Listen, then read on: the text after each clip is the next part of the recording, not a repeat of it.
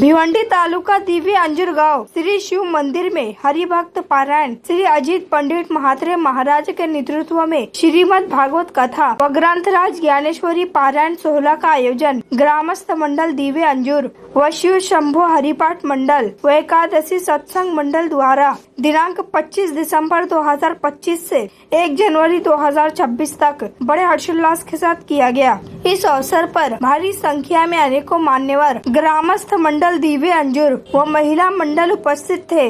त्या ठिकाणी सुद्धा कली असेल अशा ठिकाणी मी थांबेन। अजून कुठे थांबेन? ज्या ठिकाणी असत्य असेल, खोटं बोलणारे लोक असतील त्या ठिकाणी मी थांबेन। ज्या ठिकाणी मद मत्सर असेल त्या ठिकाणी मी थांबेन। ज्या ठिकाणी असत्य असेल त्या ठिकाणी मी थांबेन। ज्या ठिकाणी निर्दयता दयामाया नाही त्या ठिकाणी मी थांबेन। सगळ्या होकार दिला, कारण ही चांगल्या लोकांची जागा नाहीये म्हणून त्या ठिकाणी होकार दिला सगळ्यांना। त्याच्यानंतर कलीने सांगितलं एक गोष्ट अजून मला पाहिजे, त्या ठिकाणी मी थांबेन। कशावर? तर त्यांनी सांगितलं सोन्यावर मी आहे। सोनं म्हणतो चालेल, त्यांनी भावनेच्या भरामध्ये चालेल सांगितलं, पण त्यांनी मुकुट जो घातलेला होता तो सोन्याचा होता। बस त्याच्यामध्ये एंट्री केली म्हणून सोन्याचा भाव एवढा कमी झाला। सोनं महाग आहे तुम्हाला कोणी सांगितलं? बरं, सोनं महाग आहे तुम्हाला कोणी सांगितलं? कधी सोनं स्वस्त होतं मला सांगा? सोनं स्वस्त कधी होतं? सोनं स्वस्त कधी होता? ज्या वेळेला सोन्याला 5,000 रुपये भाव होता त्या वेळेला आपल्या जमिनीचा गुंठा कोणी 20,000 घेत नव्हता। आता गुंठ्यालाच ते काढलेला बघितलं मी, 1.5 करोड ना 2.25 करोड गुंठ्याचे येतात। गुंठ्याचे 2 गुंठ विकायचं एक मी आईसारखा मुकुट बनवला तरी संपणार नाही पाहिजे। संपतील का? कोणी सांगितलं सोनं महाग झाले? आणि 90% लोकांनी सोना कमवून केले कोणी? सोनं नाही तर कोणा सोना महाग झाला। त्या सोन्यात कली आहे, लक्षात ठेवा। ज्या घरात सोना जास्त त्या घरी कली वास करतो। बघा आणून द्या उद्या, आपण देवळात ठेवू, माझ्या घरी नाही। तुम्हाला काय वाटलं? मंदिरात आपण एक कप्पा नुसते ठेवू, ठीक आहे? सोन्यामध्ये मी वास करेन आणि त्याच सोन्यातनं कलीने परीक्षितामध्ये वास केला। परीक्षितामध्ये तो गेला, आलं का लक्षात? पण तुझा आम्हाला फायदा काय असा एक प्रश्न केला कुणाला? कलीला। म्हणतो माझ्यापासून फार मोठा फायदा विश्वाला। का? तर विश्वामध्ये दुसऱ्या युगामध्ये परमात्म्याची प्राप्ती करण्यासाठी अनेक साधनं होती, काल आपला विषय झाला। परंतु कलियुगामध्ये फक्त भगवंताच्या नामस्मरणाने तुम्हाला परमात्म्याची प्राप्ती होईल, हा माझा विश्वाला वर आहे। फिरत फिरत वनामध्ये गेले, वनात तहाने भुकेने व्याकुळ झाले, एका ऋषीच्या आश्रमात गेले। ऋषीच्या आश्रमात गेल्यानंतर आता राजा आला। राजा आल्यानंतर त्या राजाला मान सन्मान देणं हे सगळ्यांचं कर्तव्य असतं। राजाला मान सन्मान देणं सगळ्यांचं कर्तव्य असतं आणि सगळ्यांचं रक्षण करणं, सगळ्यांचा उदरभरण करणं हे राजाचं कर्तव्य असतं। पण मी सगळ्यांचं रक्षण करणारा राजा आहे आणि मी आलोय आणि ऋषी माझ्याकडे बघत नाही, उन्मत्त आहे, मला मान सन्मान चहा पाणी बसायला सांगत नाही, मला अपमान करतोय। परंतु ऋषी त्या ठिकाणी शुद्धीवरच नव्हते। ऋषी आपल्या नामस्मरणामध्ये अगदी मस्तीमध्ये मग्न होते, ध्यानामध्ये मग्न होते। त्यावेळेला त्याला अपमान झाल्यासारखं वाटलं आणि मग आपला अपमान झाला इथे क्षणभर थांबू नये परीक्षेची बाहेर निघाले। बाहेर मेरीला साप पडलेला होता। त्या मेरीला सापाला आपल्या तीर कमानीवर उचललं आणि त्या ऋषीच्या गळ्यामध्ये टाकलं। ऋषीचं नाव आहे शमिक। त्या शमिकाच्या गळ्यामध्ये टाकलं आणि राजा त्याच्यानंतर काही मुलं खेळत होती। त्या मुलांमध्ये शमिकाचा मुलगा शमी नावाचा तोही खेळत होता। त्याला कोणीतरी सांगितलं तुझे वडील ध्यानस्थ बसले, त्यांच्या गळ्यात एक मेलेला साप पडला आणि तो धावत आला। बघतोय तर आपल्या वडिलांच्या गळ्यामध्ये मेलेला साप आहे। शमी तात्काळ त्या ठिकाणी आला, साप फेकून दिला। राग आला त्याला की जाणे कोणी हा साप माझ्या वडिलांच्या गळ्यात टाकला असेल, 7 दिवसात तो भरून जाईल असा त्याने शाप दिल्यानंतर त्या ठिकाणी शहानिशा झाली. कोण येऊन गेले तेव्हा कळालं इकडे परिस्थिती राजा आलेला होता. येताना बघितलं, जाताना बघितलं, त्याच्या व्यतिरिक्त दुसरा कोणीच नाही. त्यावेळेला शमीक ऋषी मात्र थोडे नाराज झाले. आपण राजाला शाप द्यायला नाही पाहिजे, कारण राजा हा गुणवान आहे, चांगला राजा आहे, पवित्र राजा आहे, आपलं सगळ्यांचं रक्षण करणारा राजा आहे. जर अंकुश नसेल राज्यावर तर त्या राज्यामध्ये चोऱ्या होतात, डाकू येतात, अधर्म होतो, कोण रक्षण करता नसतो थोडक्यात. आणि मग ही गोष्ट जाऊन राजाला सांगितली की राजा, अनावधेने माझ्या मुलाने ज्याने कोणी हा साप टाकला गळात त्याला साप देऊन शाप दिला. म्हणतो मी क्षमा मागतो तुमची, आपण काहीतरी पर्याय काढू शकतो. राजाला समजली. राजाने सांगितलं चालेल, आता मला परमधामाला जाण्यासाठी जर काही अवकाश उरला तर मला परलोक साधना करायला काय हरकत नाही. मी परलोक साधना करतोय. त्या ठिकाणी राजा ध्यानाला बसले. आता असं काय ध्यान करावं, उपोषण करावं, कुठलं व्रतवैकल्य करावं, कुठल्या देवाची साधना करावी की जेणेकरून मला परमधाम प्राप्त होईल. सर्व देशोदेशीच्या परिसरातल्या ऋषी लोकांना हा संदेश पोहोचला. आकाशवाणीने परिस्थिती विश्व सोडून जाणार आहे. 7 दिवसात त्याचा अंतकाल होईल, 7 दिवसात मरण पावेल. सगळे ऋषी त्या ठिकाणी जमा झाले. हळूहळू स्वतः अत्रि ऋषी आले.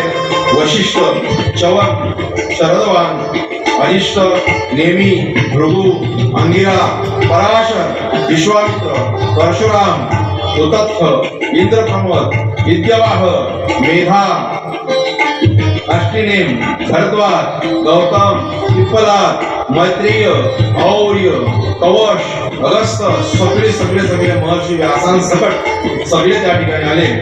आणि देवर्षी, ब्रह्मर्षी सगळे असणारे सगळ्या गोत्रातले ऋषी त्या ठिकाणी जमा झाले.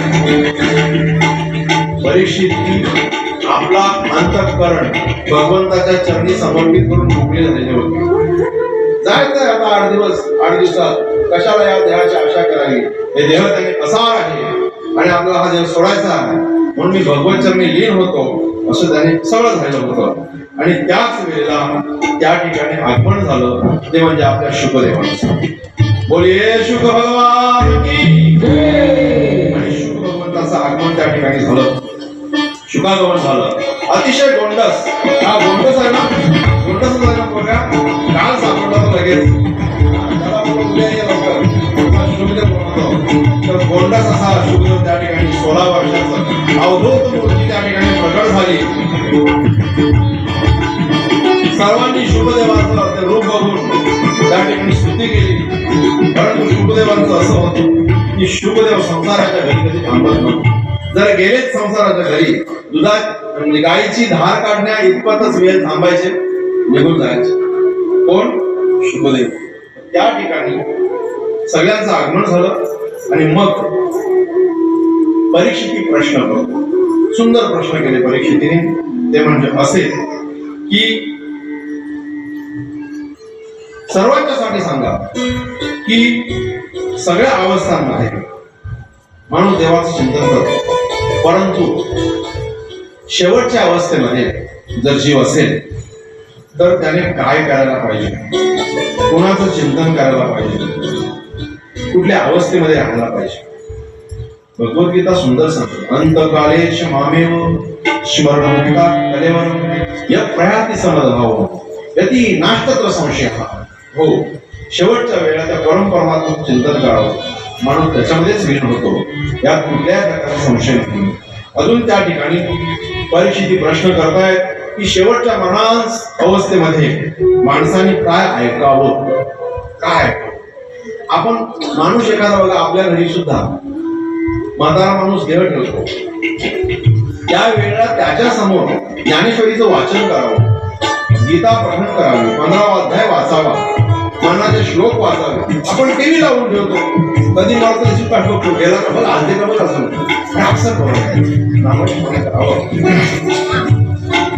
कोणता जप करावा परीक्षिती विचारतायत, कोणते कर्म करावे, कोणाचे स्मरण, कोणाचे भजन करावे आणि कुठल्या गोष्टीचा त्याग करावा. हे सगळं करत असताना सगळ्यात महत्वाचं आहे त्याग. त्याग कशाचा?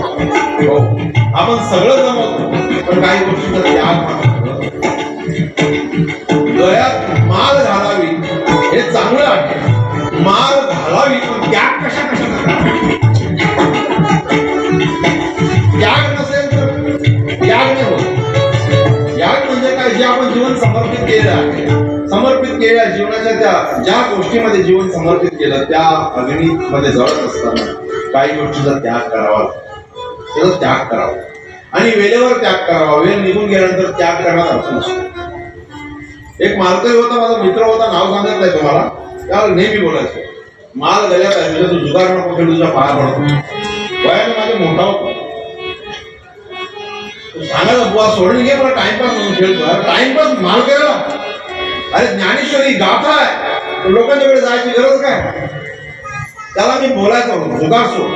त्याच्या मित्रांना पण बोलायचो, तुमच्या मधनं तो काढीन मी आज नाही उद्या बोलून बोलून. तर मग एक दिवशी त्याने जुगार सोडला. जुगार सोडल्यानंतर मला भेटला, बुवा आता जुगार खेळत नाही मी. बरा झाला, त्याच्या पाया पडलो, बरा झाला, माझं ऐकलं. बरे 2-4 वर्ष 5 वर्ष घालवली पण माझं ऐकलं, जुगार सोडला, मला फार बरं वाटलं. आपलं कोणी ऐकलं तर बरं वाटतं आपल्याला. मी त्याच्या मित्रांना जाऊन भेटलो, महाराज बघा आज नाही उद्या वेळ लागली पण काढला का नाही? म्हणतो काय झालं? आमचा बुवा तुमच्यामध्ये जुगार खेळायचा, आता खेळायचा बंद झाला. म्हणतो बंद होईल नाही तर करील काय? त्याला बोलायच्या जागेवर राजा दिसायला लागला. डोळं फुटलं तेव्हा जुगार सोडला. या त्यागाला काय अर्थ आहे?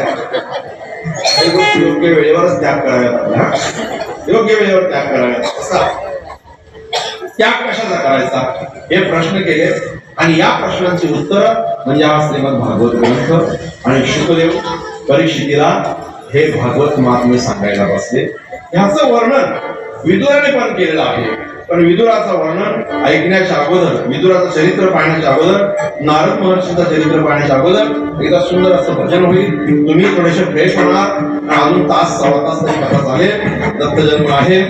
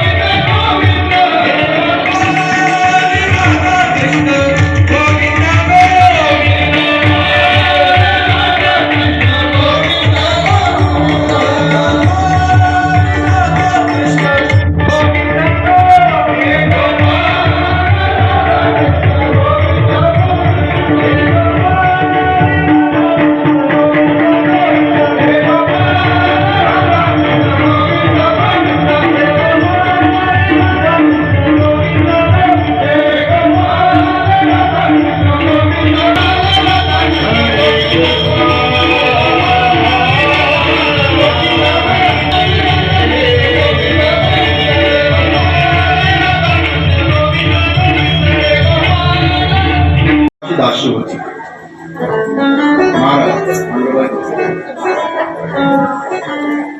त्या दासीच्या पोटी हा जन्माला आलेला होता.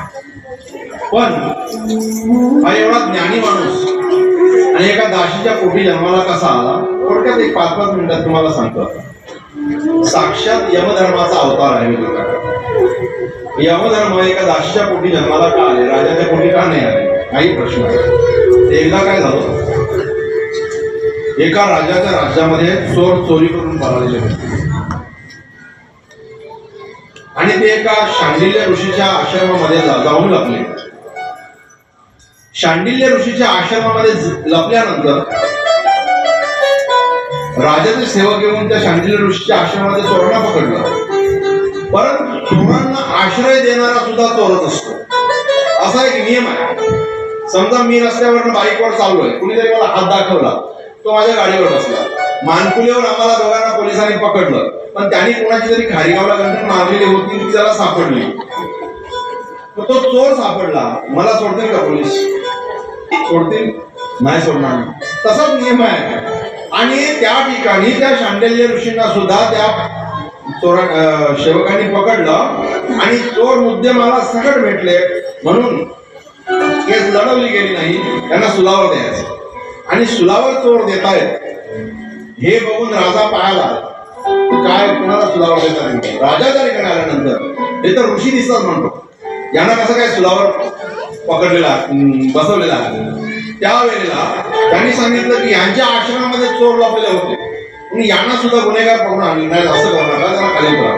परंतु तोपर्यंत सूल हा शांडिल्य ऋषीला लागलेला होता, वेदना होतो. त्यांना सुलावर खाली उतरवलं. राजाने क्षमा मागितली, ऋषीवर्य आम्हाला माफ करा, अनावधनतेने तुम्हाला त्रास झाला, माफी मागतो. पण सेवकांना काही कल्पना नव्हती या गोष्टीची, त्यांच्याकडनं मी तुमची माफी मागतो, माफ करा मला. ऋषी काही बोलले नाही. ऋषी निघून गेले.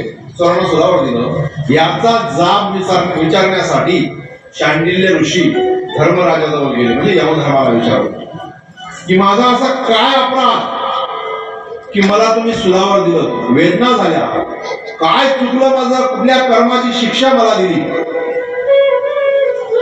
त्यावेळेला यमधर्माने त्याच्या कर्माची वही उघडली आणि यमधर्माने सांगितलं की तू लहान असताना एका फुलपाखराला पकडलं आणि त्या फुलपाखराला गमतीने काटा टोचलास.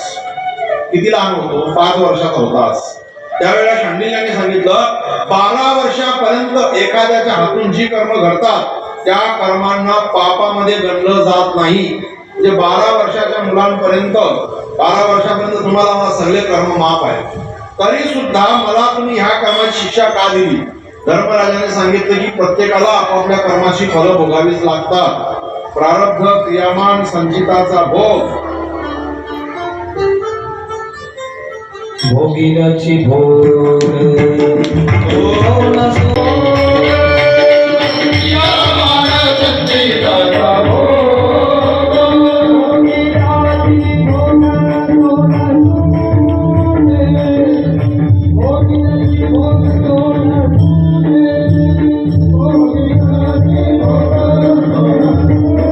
शांडिल्य ऋषी त्याला त्याच्या कर्माची फलं दिली, पण त्याने त्याला शाप दिला. मला विनाकारण शिक्षा केलीस ना म्हणून तुला शाप देतो. कुणाला? धर्मराजाला शाप दिला शांडिल्याने. हे प्रमाण धर्मराजासाठी आहे. विनाकारण तुम्हाला शिक्षा केलीस ना त्याचे भोग म्हणून तुला 1 जन्म दासी पुत्र काढावा लागेल. आणि मग धर्मराजा त्या ठिकाणी दासीच्या पोटी परिश्रमीच्या पोटी जन्माला आले आणि 1 आयुष्य त्याने फक्त विनाकारण एक निर्णय दिलेला होता, त्याचे भोग भोगावे लागले. तर ह्याच्या त्या कर्मासाठी हे कुणाला चुकत नाही. भोग देवाला चुकले नाही, देवाच्या बायकोला चुकले नाही, देवाच्या बापाला भोग चुकले नाही, सम्राट राजांना भोग चुकले नाही. कर्मे राम वनवास गेला, कर्मे रावण क्षय पावला, कर्मे दशरथ वियोग मेला आणि वियोग घडला. ज्यांना यांना कर्म चुकले नाही, कर्मे विंदीला शारंग झालं. हो, देवाला कर्म चुकले नाही, तुम्हाला आम्हाला काय चुकणार आहे? मग ज्या वेळेला यमधर्म विदुराच्या जन्मात आलेले होते त्यावेळेला त्या ठिकाणी तेवढा कालखंडापर्यंत तो कारभार सांभाळण्यासाठी बदली बसवलेला होता. आर्यमा नावाची आर्यमानाची देवता बसलेली होती. आर्यमा ही देवता बसवलेली होती, म्हणजे तिथे सुद्धा बदली कामगार भेटतात. बरोबर ना? आर्यमा नावाची देवता बसवलेली होती अशा पद्धतीने हे विदुर काका आणि यांचा थोडक्यात परिचय सांगितला. त्याच्यानंतर नारद मुनींचा जन्म कसा झाला थोडक्यात बघूया. मागील मनूमध्ये त्यांनी सांगितलं मी दासीपुत्र होतो आणि दासीपुत्र असताना आमच्या गावात काही साधू लोक आलेले होते आणि साधू लोकांची सेवा करण्यासाठी माझ्या आईची नियुक्ती झाली.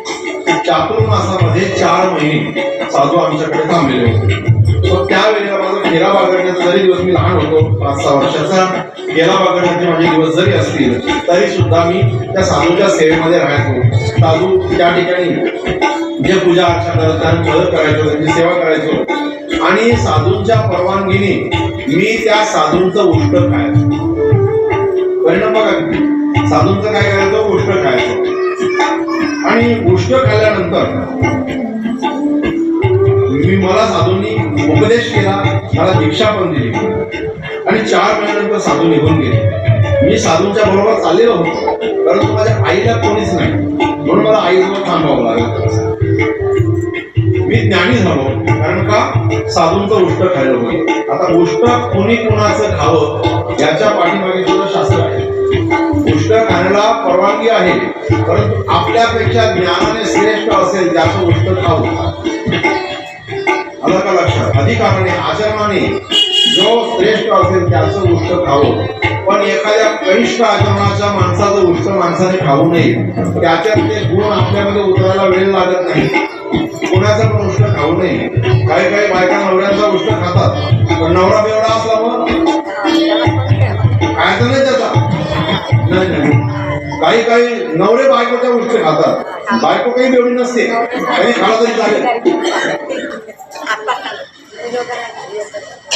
तिचे त्याचे गुण उतरतील ना, म्हातारपणी ती पण नवटाक मागेल ना. म्हणून कुणाचं पण कोणी उष्ट खाऊ नये. मित्र आपला जरी असेल, अतिशय जवळचा असेल, तो सात्विक नसेल तर तुझं उष्ट खाऊ नये.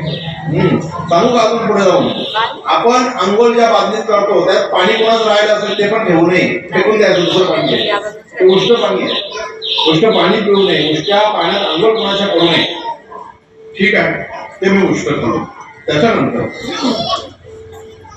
मी परमात्म्यामध्ये म्हणजे भक्तीमध्ये लीन झालो. फार भक्ती करायला लागलो तेव्हापासून. पण काही दिवसानंतर माझी आई रात्री एकदा बाहेर निघाली, तिला साप चावला, तिचा मृत्यू झाला. तिचा मृत्यू झाल्यानंतर माझ्या अंतःकरणामध्ये जे होतं निघून जायचं, मी निघून गेलो. निघून गेल्यानंतर मी या सृष्टीमध्ये विलीन झालो. पुढच्या वेळेला मला त्या ठिकाणी साक्षात्कार झालेला होता की मी साधू म्हणून जन्माला येईल. उत्तर दिशेला चालत चालत निघालो. रस्त्याने जात असताना मला पुष्कळ राज्य लागली, गावं लागली, बाग बगीचे लागले. रंगीबेरंगी फुलं बघितली मी, झाडे, नद्या, नाना प्रकारचे पक्षी, श्वापद मला बघायला मिळाली. एवढं झाल्यानंतर एका पिंपळाच्या झाडाखाली मी भगवंताचं ध्यान करत बसलो. उत्कंठ अंतःकरण बसलो. माझ्या डोळ्यातून अश्रुधारा वाहू लागल्या. मला सांगतायत त्यावेळेला भगवंताने त्याच्या स्वरूपाची मला झलक दाखवली आणि मग मला सांगितलं की तुझी या जन्मीची जी इच्छा आहे, वैराग्याची, विरक्तीची, ती पुढच्या जन्मात मी तुझी पूर्ण करेन. तू एक भगवंताचा पार्षद म्हणून अवतरित होशील. तू भगवत पारायणामध्ये राहशील, नारायणाचं नामस्मरण करशील आणि प्रळय कालपर्यंत तू राहशील, असा मला आशीर्वाद दिला. त्याच्यानंतर माझा मृत्यू झाला.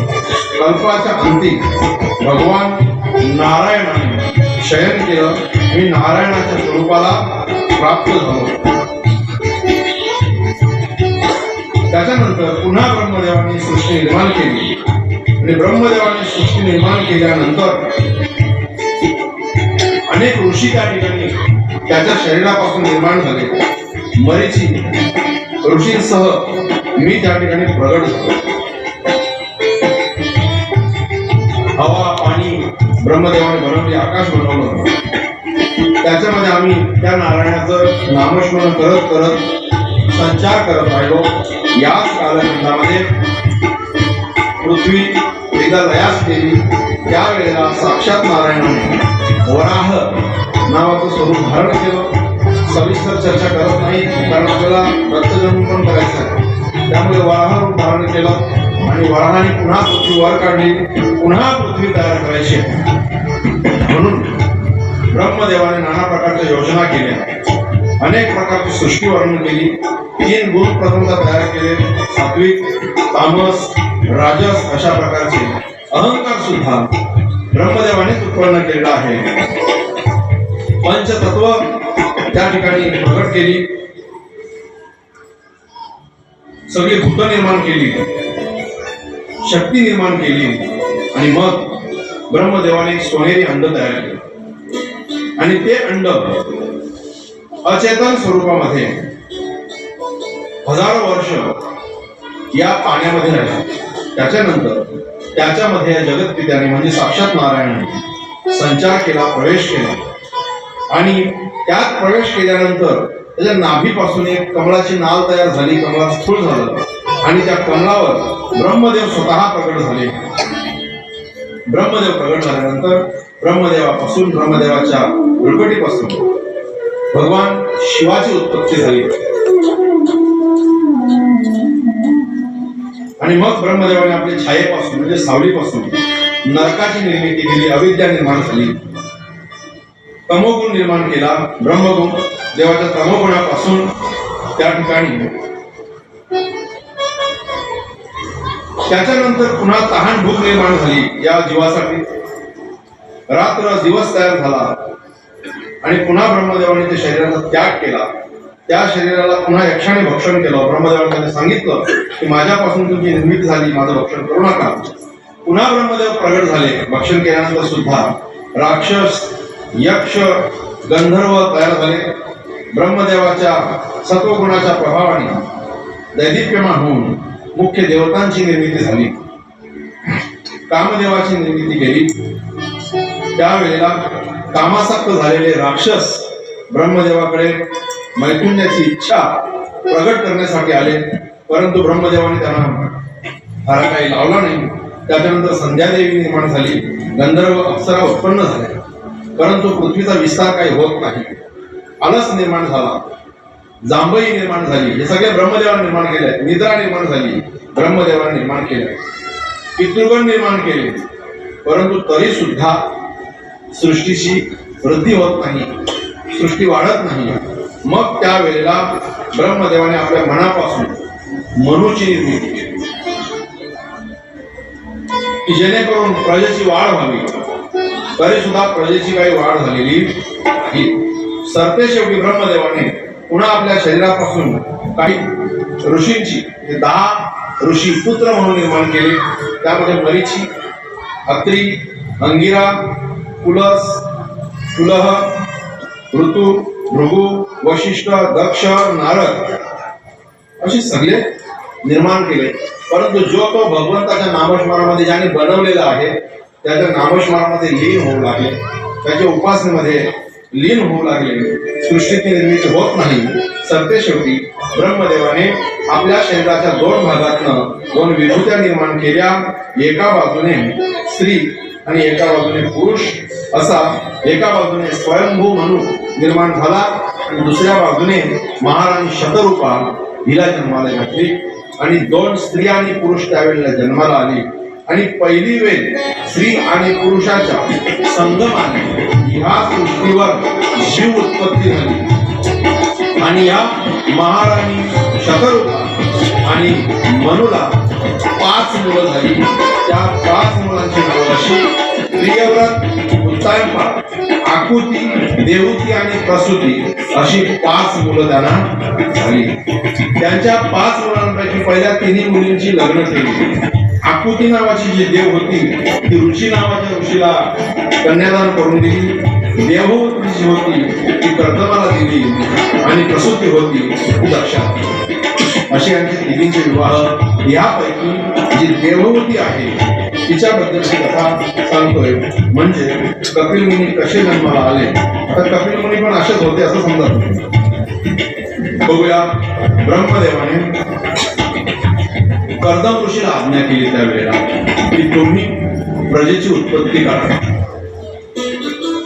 म्हणून ठीक आहे, त्यावेळेला विवाह करायचा आहे म्हणून 10,000 वर्ष त्यांनी तपश्चर्या केली. कथा कधी कधी सुंदर सांगून जातात. तुमच्या मुलाचं लग्न करायचं आहे तर त्याला समाजामध्ये सात्विक म्हणून प्रेझेंट करा. आलं का लक्षात? नंतर पिढीलाच नेतात कधी कधी बघायला सुद्धा कोणी पोरी देणार. सात्विक म्हणून त्याला प्रेझेंट करा. मुलगी असेल तिला सात्विक म्हणून प्रेझेंट करा. त्या मुलीने लग्नाच्या अगोदर काही उद्यापन केलीत का, काही व्रतवैकल्य केलेत का, तेव्हा 4 लोक सांगतील बाबा ती मुलगी फार भक्तिवान आहे, देवाची आराधना, देवाचं नामस्मरण कथा कीर्तनामध्ये उपस्थित असते, देवलात जाते, हे लोकांनी सांगायला पाहिजे आपल्याबद्दल. पण लोक आपल्याला तोंडावर आपल्या दुर्गुण कधीच बोलत नाही. बोलतात का कोणी बाबा तुमची मुलगी दिवसभर फोनवर बोलते, कोणी आपल्याला सांगायला आला का? लोकांना काही घेणं नाही. पण ही लोक कधी सांगतात माहिती आहे ना? ज्या वेळेला चौकशी येते ना त्यावेळेला सगळं पितळ उघडं पडलेलं असतं.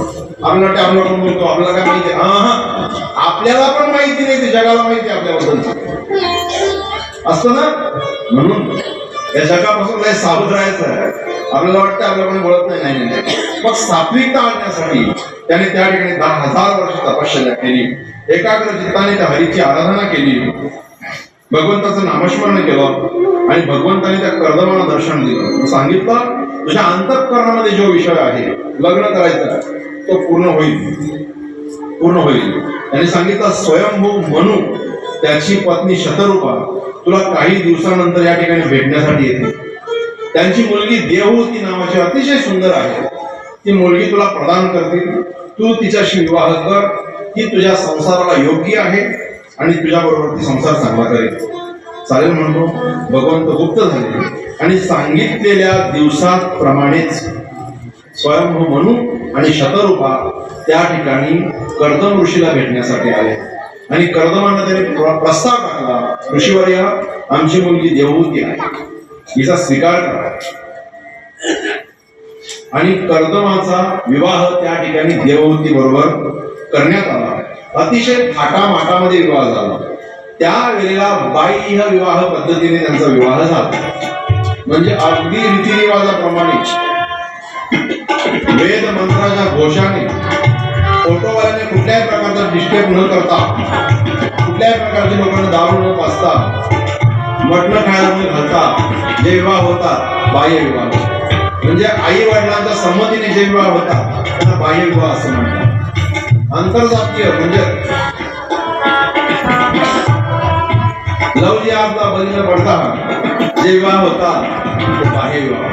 विवाह जो आहे ना तो शास्त्रोक्त आहे. आता घटस्फोटाचे प्रमाण जास्त वाढले. त्याला कारण आहे लग्नच होत नाही तर घटस्फोट होईल नाही. लग्नच होत नाही. एक ही लग्नाची विधी रीतसर होत नाही. कारण अख्खा लग्न नटण्यात, थटण्यात, वाजवण्यात, गाण्यात त्याच्यात गेलेला असतो. विधीच्या वेळेला कॅमेरावाला येतो, तो ब्राह्मणाला बोलतो परत तुम्ही मेकअप केलेला तुमचे फोटो आले पाहिजे. अहो ज्या वेळेला ते नवरा आणि नवरी एकामेकाला माळ घालतायत म्हणजे हार घालतायत त्याचे प्रतीक काय आहे? ते समर्पणाचं प्रतीक आहे की संसारामध्ये मी आता तुम्हाला समर्पित होते ती सांगते. आणि ती वाटून तुम्ही उभं राहायला पाहिजे आणि मग त्याने वरमाला घालायला पाहिजे. त्यांनी सांगायला पाहिजे की मी तुला समर्पित होतो, तुझा माझा सुखाचा संसार व्हावा, मी तुला समर्पित होतो. त्याचं प्रतीक म्हणजे ती माळ आहे. नवरी माळ घ्यायला गेली की ते उपट सोडले बघितले की असं त्याला उचलतो, नवरा उचलून जातात. तिने कोणाला माळ घालावी? त्या चुकून बामणाच्या गळ्यात पडली ना. बरं त्याला कशी तरी ओढून तो नेहमी उचलायची, त्याला घालायची, त्याला उचलायचं पण हिला उचलता त्या माळा घालायच्या. असे विवाह बळजबरीचे आहेत का? बरं कोणी नाही उचलत महाराज, अगदी माळ घालणार एवढा विषय यावा फक्त कॅमेऱ्यावाला समजा माझ्याकडे बघ, बायको होणार त्या क्षण हा तो माझ्याकडे बघ. झाली का समर्पण त्याला ती? झाली का सांगा? असे विवाह सात्विकता असावी, त्यांचं मन पवित्र त्या ठिकाणी असावं. जाऊ दे आता वेळ आपल्याकडे कमी असल्या कारणाने विषय विस्तार करता येत नाही. कारण समाजामध्ये ह्या विषयांची फार आवश्यकता आहे. नटणं थटणं हा स्त्रीचा सर्वस्वी अधिकार आहे, त्याच्याबद्दल काही नाही, दुमत नाही, तुमचाच अधिकार आहे. परंतु ज्या गोष्टीसाठी ते सगळं आहे, लग्नच नाही, दुसरं सगळं आहे, फक्त लग्नच नाही, फेरे नाही, काय नाही, सप्तपदी नाही, काय नाही, कन्यादान नीट होऊ देत नाही. आई बाप सांगतात गुडभरची लवकर आठवा, तर ती पण लवकरच आटपते, आपला विराट तिकडनं येते. ठीक आहे, बाह्य पद्धतीने विवाह झाला, बरीच वर्ष संसार झाला. बरीच वर्ष संसार झाल्यानंतर त्या ठिकाणी देवहूती आपल्या पती कर्दम ऋषींना सांगते की मला पुत्ररत्न व्हावा. मी एक मुलगी होती, मुलीची बाई झाली, बाईची आई व्हावी असं मलाही वाटतंय. मग त्यावेळेला मला गर्भदान करा त्याने सांगितलं. त्यावेळेला पुन्हा कर्दम ऋषी एक विमान तयार बनवतात. आपल्या योग सामर्थ्याच्या जोरावर एक सुंदर विमान बनवलं आणि विमान बनवल्यानंतर नाना प्रकारची बाग बगीचे नदी आपल्या शक्तीने बनवतो आणि त्या ठिकाणी ते विहार करतायत. फार दिवस विहार झाला. त्याच्यानंतर त्यांना 9 मुली झाल्या. किती मुली झाल्या? 9 कन्यांना जन्म दिलं. 9 मुली झाल्यानंतर कर्दम नावाचे ऋषी पुन्हा सांगते की आता मी संन्यास घेतो. तिने सांगितलं नाही, मला पुत्र व्हावा अशी अपेक्षा केली होती, आतापर्यंत फक्त मुलीच झाल्या, मला पुत्र झाल्याशिवाय तुम्ही संन्यास घेऊ शकत नाही. पुन्हा त्या ठिकाणी कर्दम ऋषी थांबले आणि मग साक्षात भगवान विष्णूने कर्दमाच्या अंतःकरणामध्ये प्रवेश केला आणि त्याच्या अंतःकरणातनं भगवान परमात्मा हे देवहूतीच्या गर्भामध्ये समाविष्ट झाले आणि 9 महिने 9 दिवस झाल्यानंतर त्या ठिकाणी स्वतः भगवान विष्णू भगवान कपिल मुनीच्या स्वरूपाने त्या ठिकाणी अयोनी संभव नोहे काही श्रम नामयाचा स्वामी प्रगटला. अशा पद्धतीने भगवान कपिलांचं त्या ठिकाणी जन्म झालं. बोले भगवान कपिल मुनी की नाव ठेवलं कपिल. हे हत्तीचं प्रतीक असतं. कशाचं प्रतीक असते? हत्तीचं प्रतीक असतं. आणि हत्तीचा एक गुणधर्म आहे, त्या कपिलाचा एक गुणधर्म आहे. बघा कधी कधी हत्ती आपल्या गावात येतो. बरं, गावात हत्ती आला म्हणजे दुसऱ्या हत्ती असतात का त्या गावात? कुठल्या गावात कोणी बांधून ठेवलं हत्ती तो एकच, त्याचा कॉम्पिटिशन कोणाशी आहे का? नाही. हत्ती गावात आला तर हत्तीला त्रास होणे हे आपण मान्य करू शकतो, पण गावातल्या कुत्र्याला त्रास होण्याचा काय प्रश्न आहे? अख्ख्या गावची कुत्री जमलेली एकदा आपल्या गावात एकदा हत्ती आलेला होता. आम्ही लहान होतो, आम्ही इथे राहतो तेव्हा. अख्ख्या गावची कुत्री, पण एकाही कुत्र्यावर हत्तीने लक्ष दिलेला एका कुत्र्यावर लक्ष नाही दिलं. त्याला माहिती हे काय करतील, फक्त भुंकतील. भुंकले आवाज बसला हत्ती घेऊन गेले. हत्ती मस्त गावात फिरला, लोकांनी हत्तीला आरती केली, हत्ती निघून गेले. ठीक आहे. कपिल मुनीने त्यावेळेला आपल्या मातेला सांख्य योग सांगितलं. काय सांगितला? सांख्य योग सांगितला. त्याच्यानंतर कर्दम निघून गेले. देवहूती सुद्धा अंतर्धान पावले आणि कर्दम ऋषी अंतर्धान पावले. पण ज्या 9 मुली होत्या त्या अशा एक कला, अनुसया, श्रद्धा, हवीरभू, गीता, साध्वी, ख्याती, अरुंधती आणि शांती अशा प्रकारच्या 9 मुली होत्या. 9 मुलींचा विवाह अगदी थाटामाटात त्यांनी केला. पहिली कला नावाची जी मुलगी होती तिचा मरीची नावाच्या ऋषी बरोबर विवाह केला. अनुसया नावाची जी मुलगी होती तिचा अत्रि ऋषींबरोबर विवाह झाला. श्रद्धा नावाची मुलगी होती तिचा अंगिकाला बरोबर विवाह झाला. हवेभू नावाची मुलगी होती ती पुलस्थ नावाच्या ऋषीला दिली. गती नावाची मुलगी होती ती ऋतू नावाच्या ऋषीला देऊन टाकली. साध्वी नावाची होती ती क्रिया नावाच्या ऋषीला देऊन टाकली. ख्याती नावाची जी मुलगी होती ती भृगू नावाच्या ऋषीला दिली. आणि अरुंधती जी होती ती वशिष्ठाला दिली. आणि शेवटची शांती होती मला नाही अथर्व नावाच्या ऋषीला देऊन टाकली.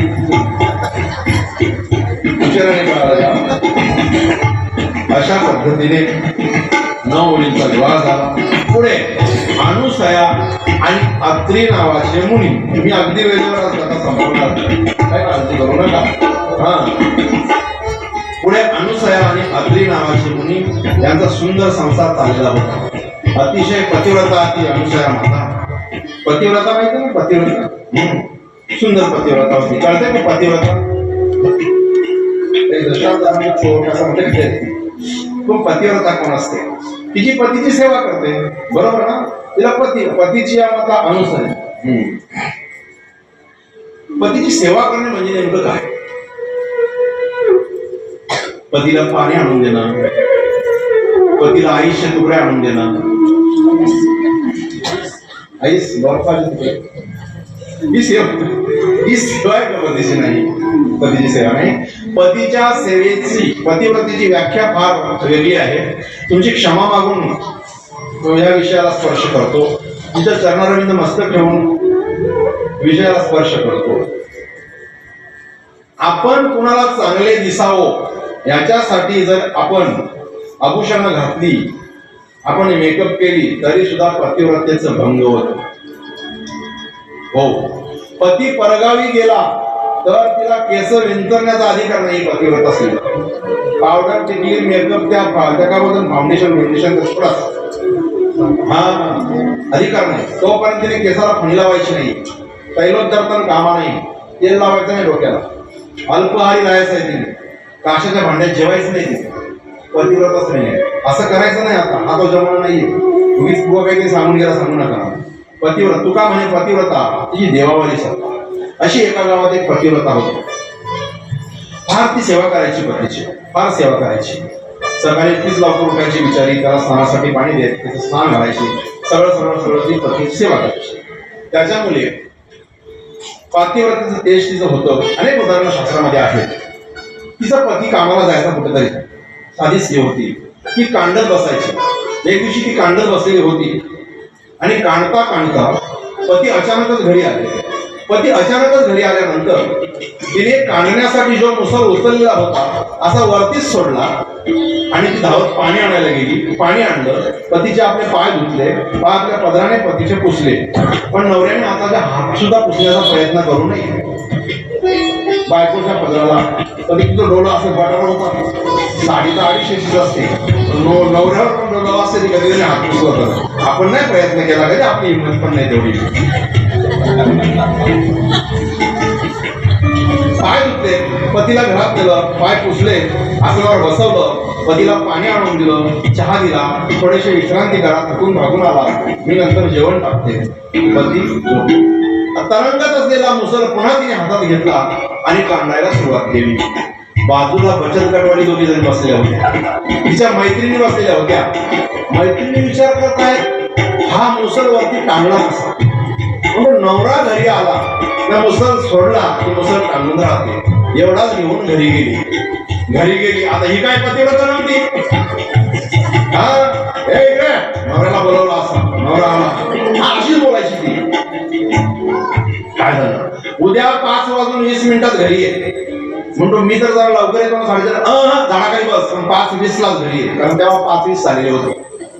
काल 5:20 झालेले होते. मी सगळं बघून आली होती. 5:20 घरी येतो. इथे पण लवकर येऊन काय आहे, तुझंच ऐकायला लागते.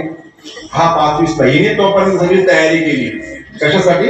पाणी काढून ठेवलेला होता, टॉवेल काढून ठेवलेला होता, चहाला साखरपट्टी काढून ठेवलेली होती आणि कांडायला सुरुवात केली. दन दन काढते, एकाकडे घरच्याकडे बघते, अजून कोणाला येईल. तो पण लवकर येऊन गावाच्या बाहेर थांबला होता. 5:20 महाराज बरोबर घरी आला.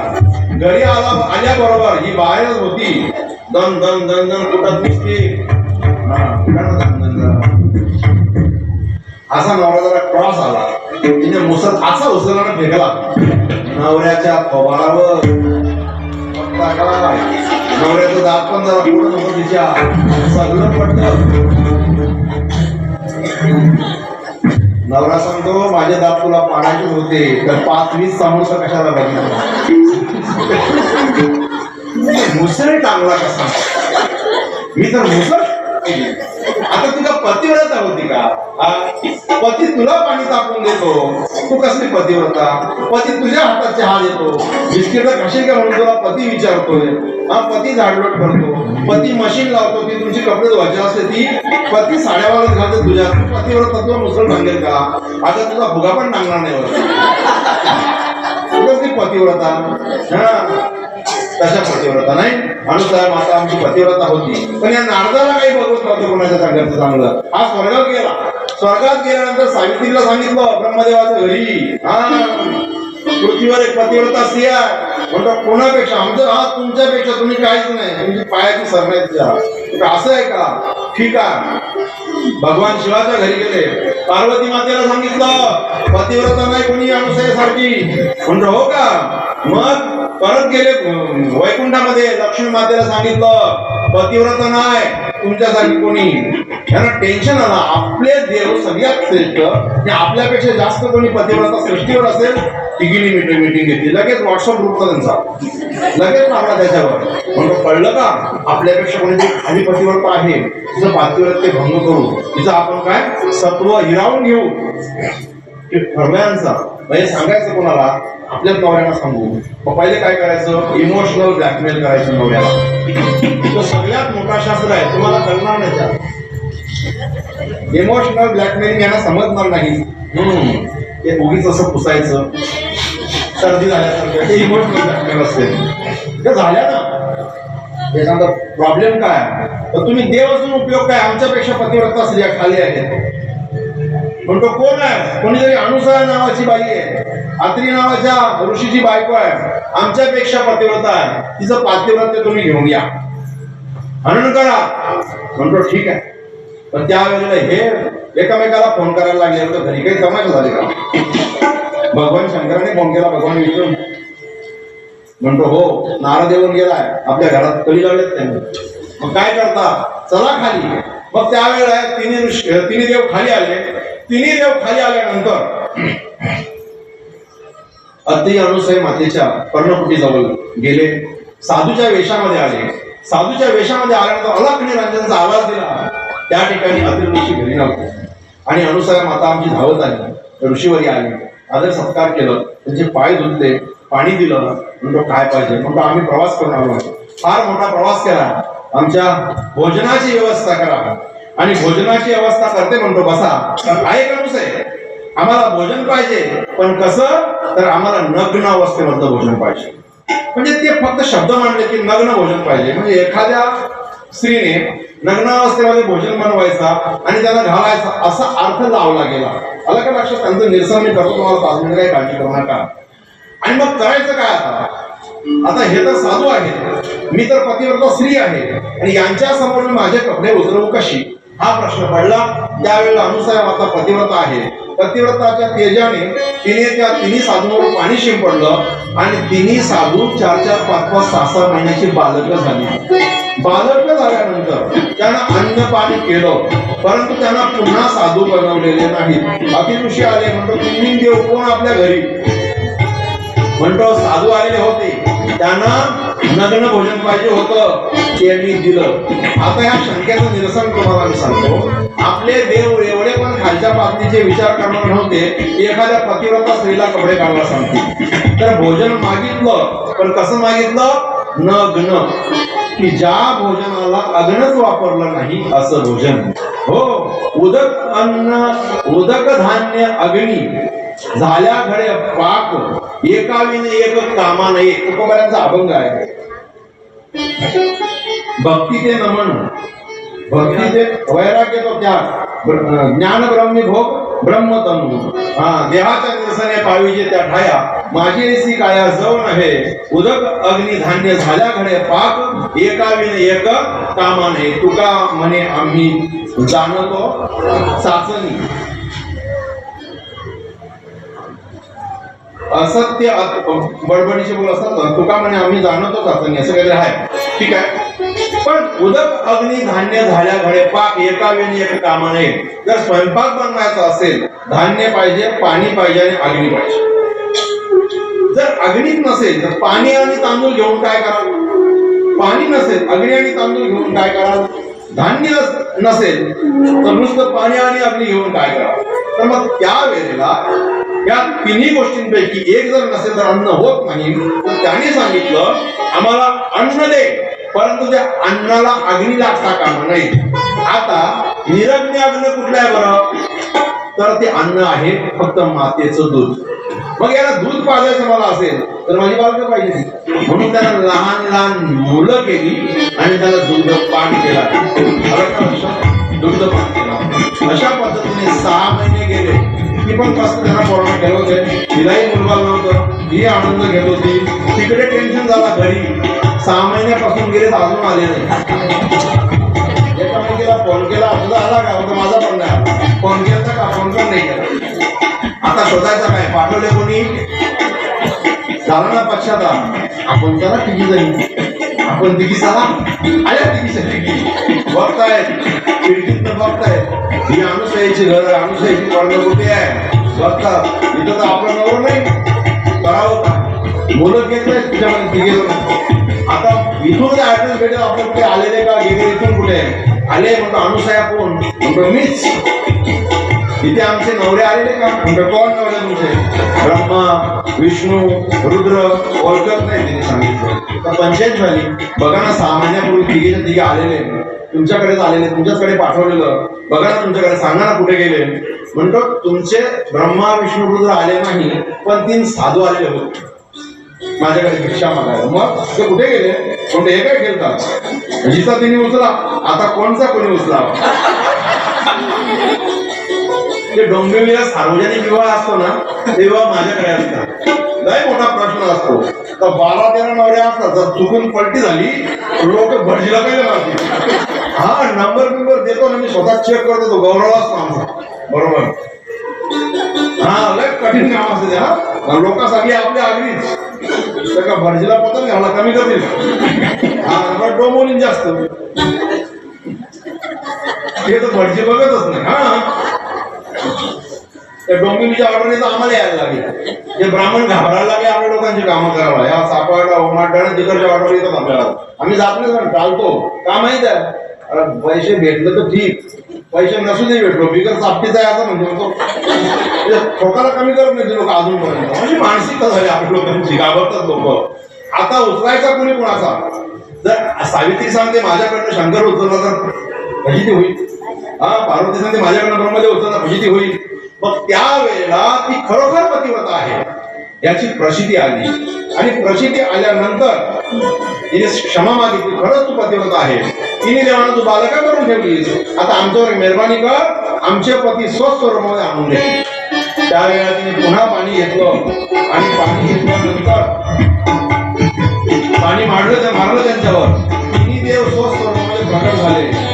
म्हणतो बघितलं ना पतिव्रताचा तेज कसा असतो, पतिव्रताचं सामर्थ्य केवढं असतं. त्यावेळेला मग आता आमचे पती आम्ही घेऊन चाललो. मग त्यावेळेला पुन्हा सांगितलं माता अनुसयाने की देवा तुमचा मला लढा लागला, माझ्या घरी बाळ नाही, तुमच्या कृपा आशीर्वादाने माझ्या घरी बाळ यावा. मग त्यावेळेला तिन्ही देवांनी त्यावेळेला आशीर्वाद दिला आणि तिन्ही देवांच्या आशीर्वादामुळे तिन्ही देव एकत्र झाले आणि अनुसया मातेच्या गर्भामध्ये तिन्ही देवाने वास केला. आणि अनुसया मातेच्या पोटी भगवान गुरुदेव दत्तात्रय जन्माला आले. हे भगवान विष्णूचे 6वे अवतार आहेत, हे लक्षात ठेवा फक्त. आणि अवतरित झाले, अवधूत त्या ठिकाणी मूर्ती अवतरित झाली. धन्य धन्य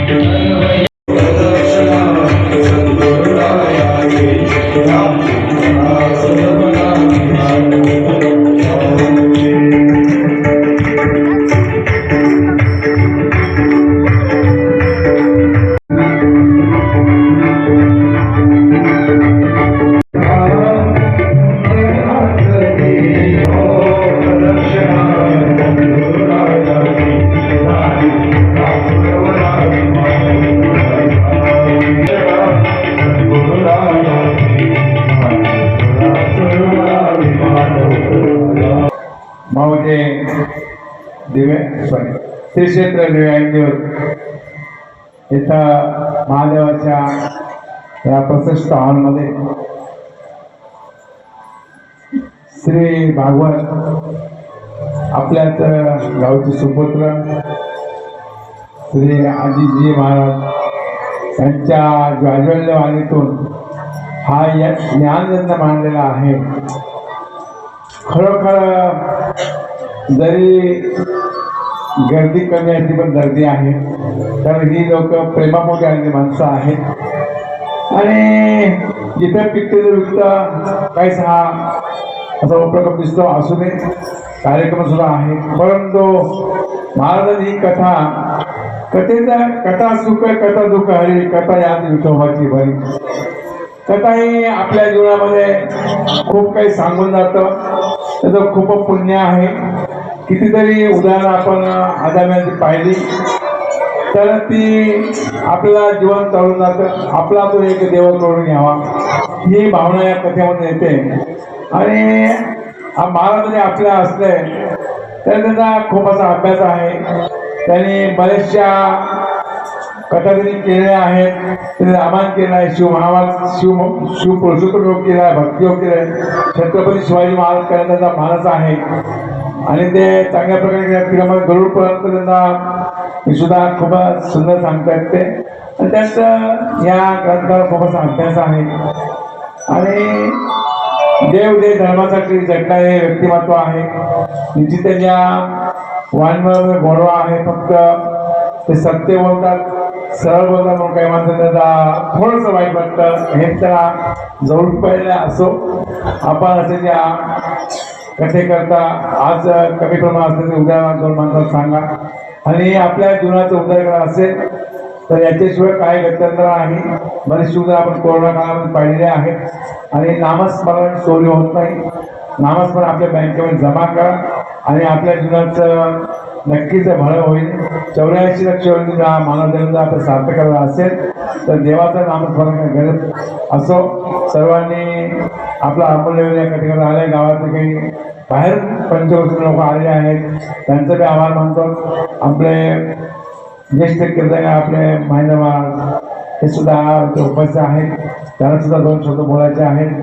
शिवशंभो हरिपाठ मंडळ व एकादशी सत्संग मंडळ यांच्या प्रयत्नाने भगवंताची माझ्या श्रीकृष्णाची श्रीमद भागवत कथा या ठिकाणी संपन्न होत आहे. आमचे मित्र हरिभक्त परायण भागवताचार्य अजित महाराज म्हात्रे यांच्या गोड वाणीतून आपण ही कथा ऐकत आहोत. आपलं परम भाग्य आहे. जीवनाची व्यथा निवृत्त करण्याकरता कथा अत्यंत जीवनावश्यक गोष्ट आहे आणि ती आपल्याला सहजरित्या या ठिकाणी ग्रामस्थांना उपलब्ध झालेली आहे. हे आपलं परम भाग्य. त्याच्या पाठीमागची भूमिका त्यांनी मला सांगितली. महाराज म्हणे फार कमी वेळेमध्ये आमच्या गावामध्येही श्रीमद भागवत कथेचं आयोजन करण्यात आलेलं आहे आणि याच्याकरता सगळे ग्रामस्थ एकत्र येऊन ही कथा करतात. मी अजित महाराजांना सांगतो की ग्रामस्थांचंच खऱ्या अर्थाने आपण कौतुक केलं पाहिजे की आपण सगळ्यांनी एकत्र येऊन आपल्या या गावातल्या सुपुत्राला आपल्या हरिभक्त परायण अजित महाराजांना आपण या स्टेजवर बसवलं. खरोखर तुमचं जेवढं कौतुक करावं तेवढं कमी आहे. आणि एखाद्या ठिकाणी सप्ताह करायचं झालं तरी 6-6 महिने अगोदर नियोजन करावं लागतं. कथा करायची असेल तरी 6-6 महिने नियोजन करावं लागतं. पण आपल्या ग्रामस्थांनी फक्त 6 दिवसामध्ये या कथेचं नियोजन केलेलं आहे, म्हणून तुमचं कौतुक. आणि आमचे मित्र या ठिकाणी आपण फार कमी शब्दामध्ये कमी वेळेमध्ये आपण ही कथा ऐकत आहोत. त्यांचा अभ्यास असल्यामुळे त्यांना वेळ कमी पडतो. आपण जर लवकर आलो तर बरोबर 3 तासामध्ये ही कथा चांगल्या पद्धतीने आणि सुटसुटीत रित्या आपल्याला ऐकायला मिळू शकते. पण तुमचं पण सहकार्य थोडंसं लवकर येत चाल. सर्व कलाकारांना सुद्धा विनंती असेल की सगळी ऐकणारी मंडळी आहेत, त्याच्यामुळे वेळेत जर कथा झाली तर ती चांगल्या विस्तृतपणे कथाकाराला सांगता येते. या ठिकाणी आता 2 तास बसून मी या ठिकाणी ही कथा श्रवण केली. खूप गोड वाटलं. मनापासून अजित महाराजांना मी धन्यवाद देतो.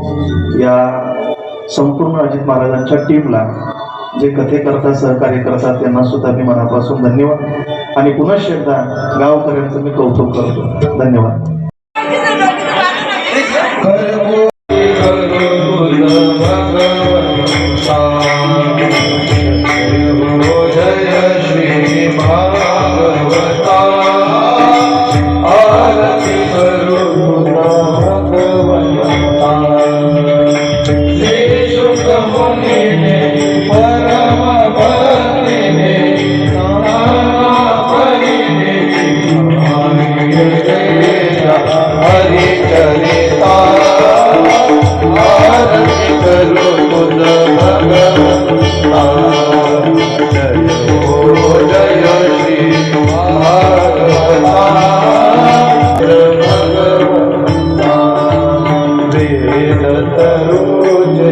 मधुर